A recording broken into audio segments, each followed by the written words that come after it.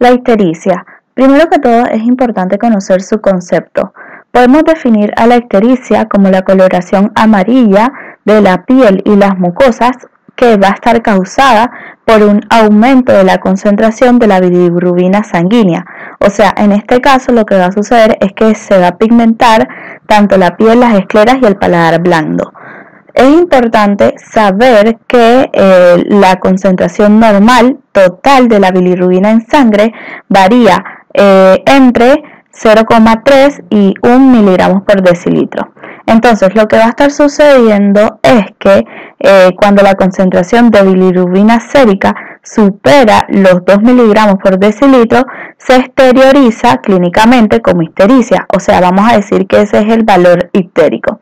Es importante resaltar que la ictericia es un signo. ¿Por qué? Porque lo podemos ver, es objetivable, pero también se habla de síndrome ictérico. Y bueno, recordemos que es un síndrome. Un síndrome es un conjunto de signos y síntomas con una fisiopatogenia en común que responde a diferentes causas. Entonces, ¿qué va a pasar? Que la ictericia, como consecuencia de la alteración del metabolismo de la bilirrubina por diferentes causas, ¿qué va a pasar? Que por eso es que se le considera también un síndrome porque también se produce una serie de signos y síntomas. Otro concepto que es importante tener en cuenta es el de pseudoictericia. O sea, si nosotros tenemos un paciente con coloración amarilla de la piel, debemos diferenciar entre la ictericia verdadera, que es la que mencioné anteriormente, y la pseudoictericia. ¿Qué va a pasar? Que la pseudoictericia se observa, por ejemplo, en personas que consumen abundante cantidad de alimentos ricos en carótenos, como zanahoria, zapallo, cítricos y tomate. Y también, bueno, las personas que usan bronceadores por vía oral, en los diabéticos con hiperlipidemias y en los hipotiroideos. Entonces, ¿qué va a pasar? Que en este caso se va a pigmentar la piel, o sea, se va a pigmentar la palma de las manos, la planta de los pies, pero no se va a pigmentar la esclerótica. Entonces, hay que recordar que en la ictericia verdadera, o sea, la ictericia que mencioné anteriormente, se va a estar pigmentando tanto la piel y las mucosas, y también un punto diferencial es que en este caso se va a estar pigmentando la esclerótica. Es importante saber lo que es la hiperbilirrubinemia subclínica.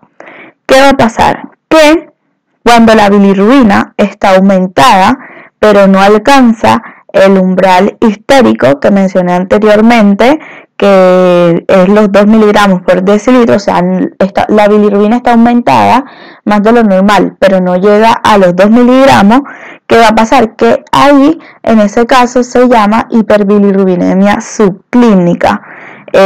O sea, generalmente se dice que esta va a tener un valor entre 1 y 2 miligramos por decilitro. O sea, se va a llamar hiperbilirrubinemia subclínica cuando la concentración de bilirrubina sérica tiene un valor entre 1 y 2 miligramos por decilitro. Bien, ahora es importante recordar el metabolismo normal de la bilirrubina.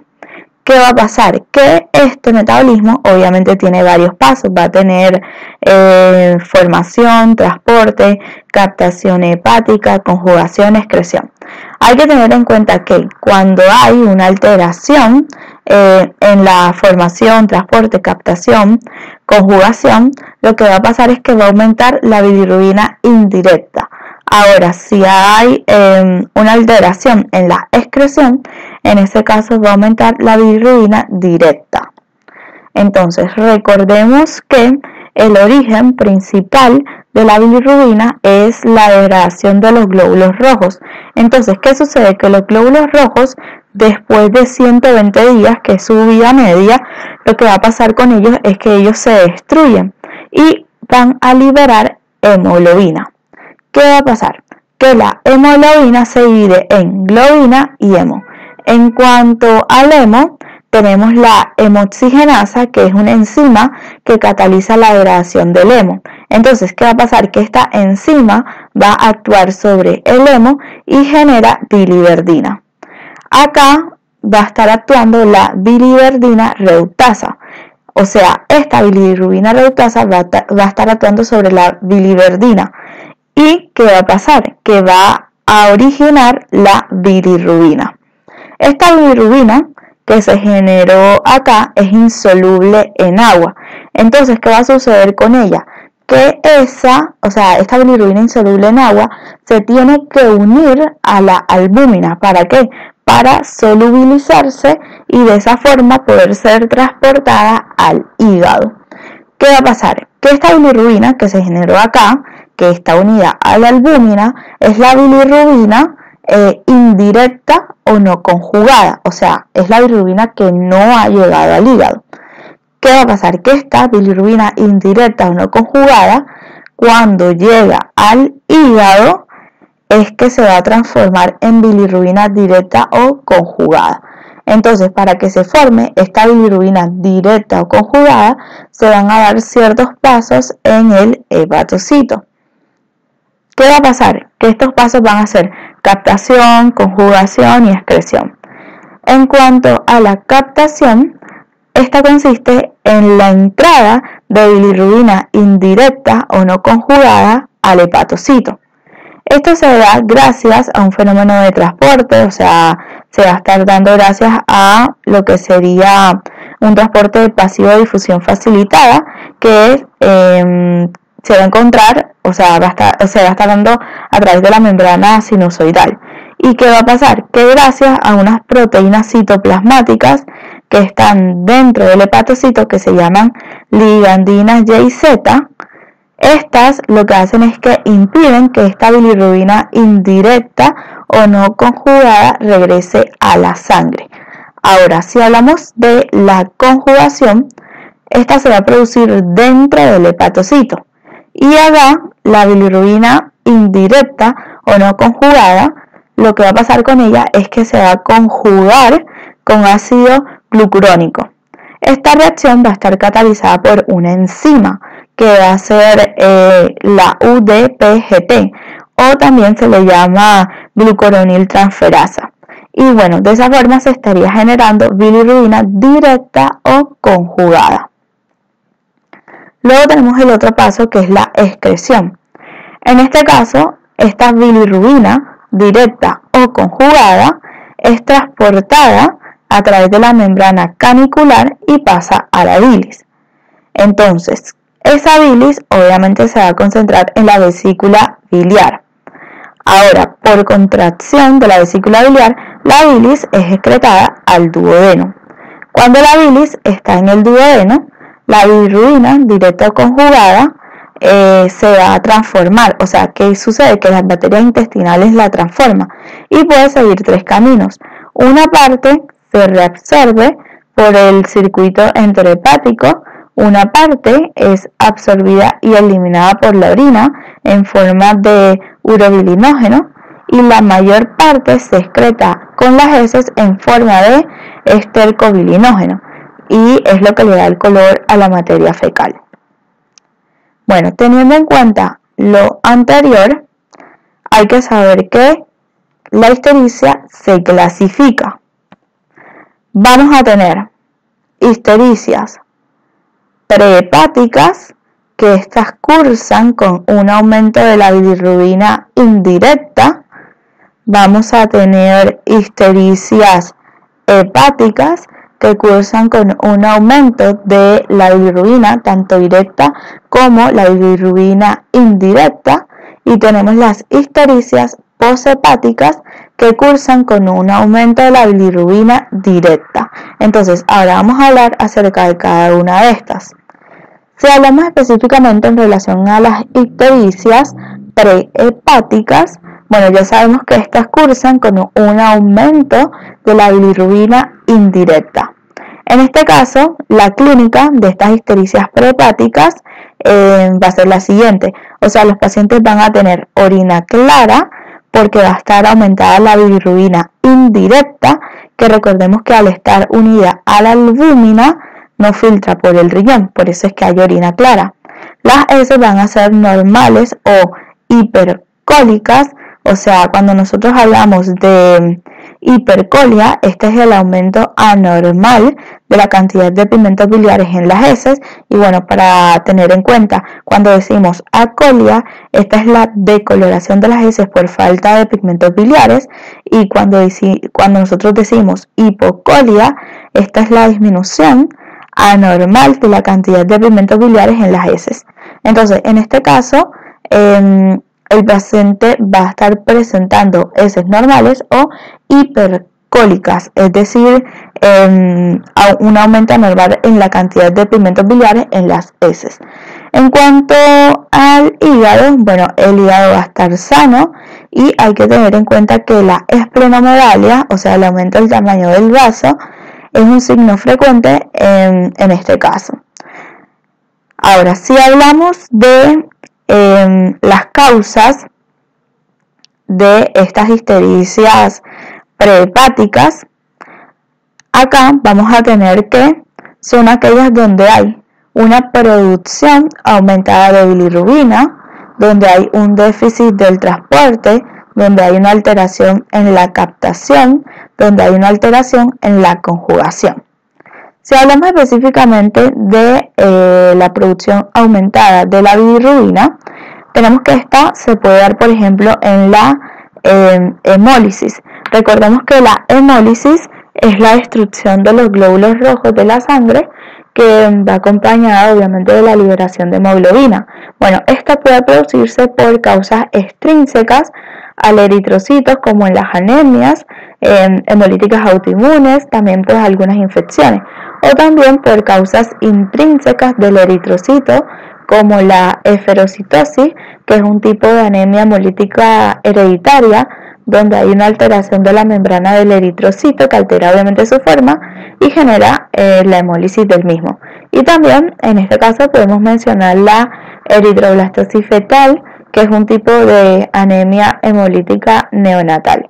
Ahora, si hablamos específicamente del déficit de transporte, en este caso podemos mencionar la hipoalbuminemia, o sea, todas las distintas causas de hipoalbuminemia entrarían ahí.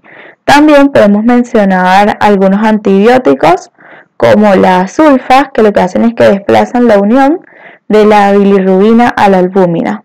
¿Por qué? Porque recordemos que en esta etapa de transporte la bilirrubina tiene que estar unida a la albúmina para poder ser transportada, porque este tipo de bilirrubina es la bilirrubina indirecta, que es insoluble. Ahora, si hablamos de la alteración de la captación, acá podemos mencionar el síndrome de Hilbert. ¿Qué va a pasar? Que bueno, aquí en este síndrome hay una alteración en la captación. Se manifiesta generalmente en la pubertad por una ictericia conjuntival, que lo que hace es que aumenta con el ayuno o en situaciones de estrés. También algunas veces es un hallazgo casual. Si por ejemplo se pide un examen de sangre y bueno, se descubre ese aumento de la bilirrubina indirecta, entonces en ese caso obviamente sería un paciente asintomático. Y bueno, en esos pacientes la orina y las heces son normales, el laboratorio hepático es normal y podemos encontrar antecedentes familiares. Ahora, si hablamos de alteración en la conjugación, en este caso podemos mencionar el síndrome de Klinger-Najar tipo 1 y tipo 2, que obviamente en este caso se va a encontrar aumentada la bilirrubina indirecta. Bien, también vamos a tener las ictericias hepáticas, que estas son ictericias que cursan con un aumento de la bilirrubina directa y también un aumento de la bilirrubina indirecta. ¿Qué sucede? Que en este caso existe un compromiso hepatocelular, que obviamente lo que hace es que esté cursando, o sea, esta ictericia hepática, con la elevación de ambas bilirrubinas. ¿Qué sucede? Que como hay una disminución de la capacidad hepática de conjugación, el hígado no puede procesar toda la bilirrubina que recibe, y eso explica el aumento de la bilirrubina indirecta. Ahora, las alteraciones del parénquima hepático con reflujo de bilis hacia los capilares sanguíneos, eso explicaría el aumento de la bilirrubina directa. Ahora, en cuanto a la clínica, se van a observar heces hipocólicas, o sea, se va a observar hipocolia, y también se va a observar coluria. Recordemos que la coluria es la presencia de bilirrubina en orina. Esta puede ser escrita como orina de coloración oscura, marrón, y también se le compara con el color que tiene la Coca-Cola. Bueno, es importante saber que en cuanto a las causas, la causa de la ictericia hepática puede verse a dos cosas, o sea, puede haber ictericia por hepatopatías agudas y también puede haber ictericia por hepatopatía crónica. Si hablamos específicamente en relación a la ictericia por hepatopatía aguda, en este caso la causa más frecuente es la viral. Tenemos por ejemplo virus de la hepatitis, citomegalovirus, virus de Epstein-Barr, la rubiola congénita, la fiebre amarilla, entre otros. Y la segunda causa más frecuente es la causa por agentes tóxicos. Este tipo de ictericia son más sintomáticas y el paciente va a presentar astenia, anorexia, febrícula, náusea, malestar abdominal. Además presenta hepatomegalia, esplenomegalia. Y es importante tener en cuenta que los pacientes que tienen una severa insuficiencia hepática van a tener compromiso del sensorio, obnubilación, somnolencia, cambios de conducta, aliento hepático y alteraciones neurológicas y también pues una reducción del tamaño hepático. Ahora, si hablamos de las ictericias por hepatopatía crónica, en este caso la causa más frecuente son las hepatitis crónicas con o sin cirrosis hepática. Acá es importante tener en cuenta que la ictericia, en este caso, es la expresión final de la claudicación del parénquima y de descompensación. Y en este caso, el paciente va a presentar astenia, anorexia, náusea, pérdida de peso, estigmas cutáneos como la palma hepática o los nabos estelares o nabos arácnidos. La palma hepática es un eritema en la palma de la mano y los nabos arácnidos o nabos estelares son telangiectasias con un punto central que lo que hacen es que remedan como a una araña. Bueno, también se va a presentar esplenomegalia, hepatomegalia. Y hay que saber que la existencia de la circulación colateral y de ascitis acompaña a los casos con hipertensión portal. Bueno, si hablamos de las ictericias posthepáticas, estas ictericias cursan con un aumento de la bilirrubina directa. Acá hay que tener en cuenta algo. Tenemos que tener en cuenta que el paciente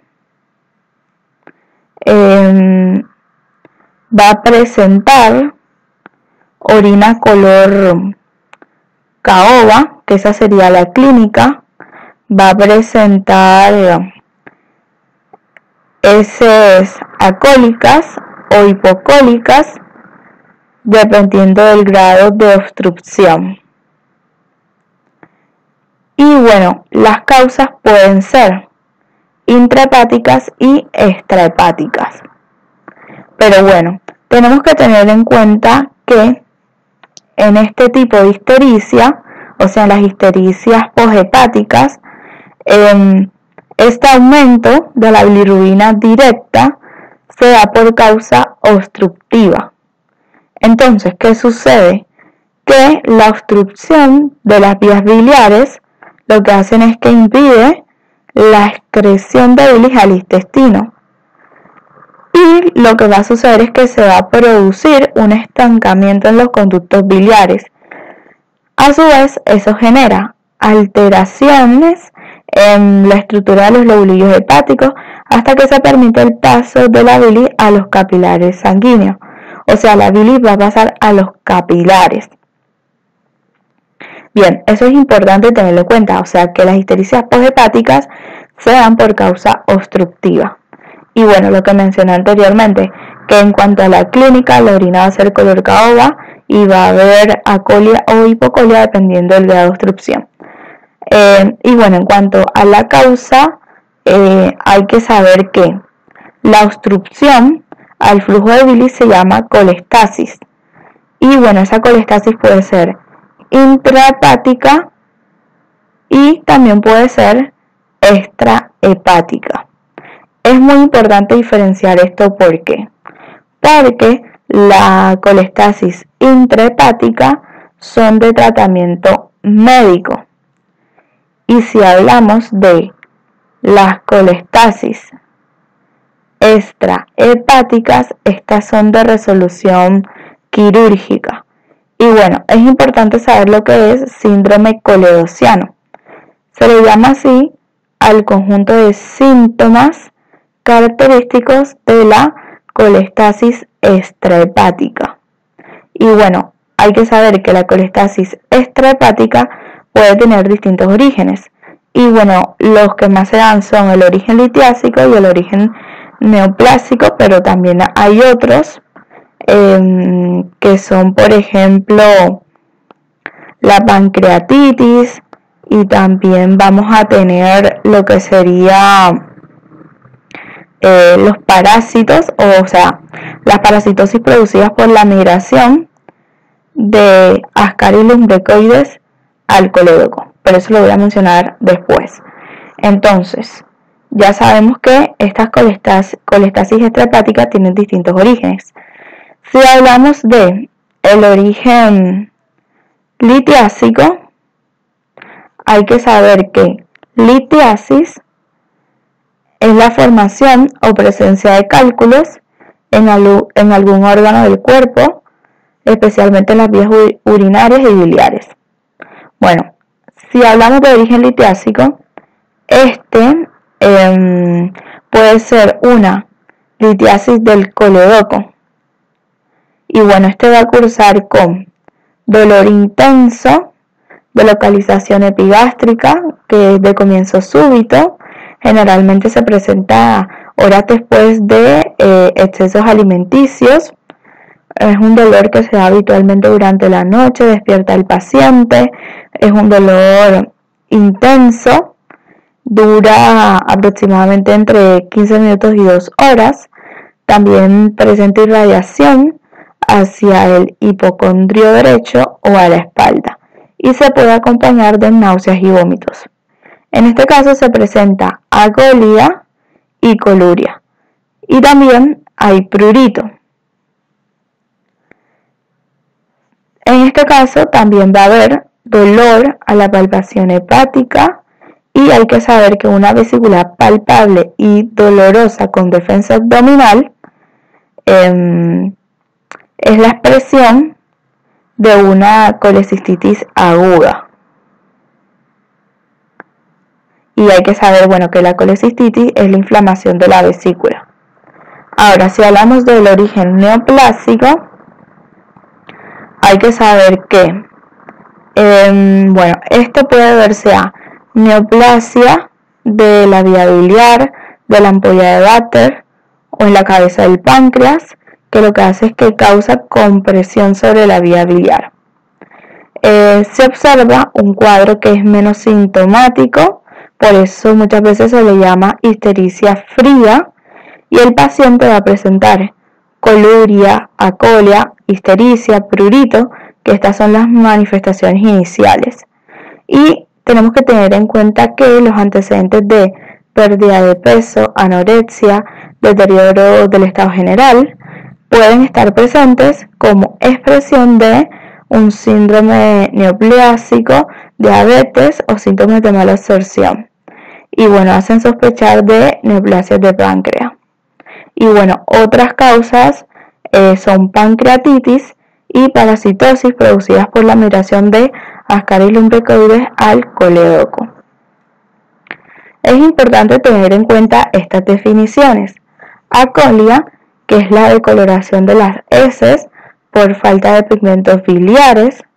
Hipocolia, que es la disminución anormal de la cantidad de pigmentos biliares en las heces. Hipercolia, que es el aumento anormal de la cantidad de pigmentos biliares en las heces. Y coluria, que es la presencia de bilirrubina en orina, que generalmente se describe como una orina que tiene coloración oscura o marrón y generalmente se le compara con el color de la Coca-Cola. Bueno, esto ha sido todo por el video, espero que les haya gustado, que les haya sido útil. Suscríbanse, denle like y compártanlo.